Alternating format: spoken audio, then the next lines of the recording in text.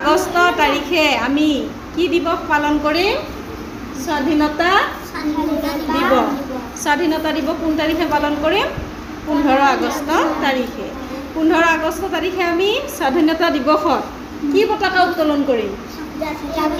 জাতীয় পতাকা। জাতীয় পতাকাত কেইটা ৰং থাকে? জাতীয় পতাকাৰ ৰং কেইটা? কি কি?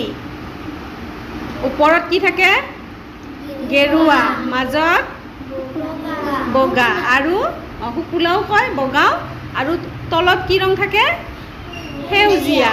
আৰু মাজত বগা ৰঙৰ মাজত আমাৰ এটা কি থাকে? অশোক চক্ৰ। অশোক চক্ৰটোৰ ৰং কি হয়? নীলা। নীলা ৰঙৰ চক্ৰটোত কেইডাল দণ্ড থাকে? 24 ডাল।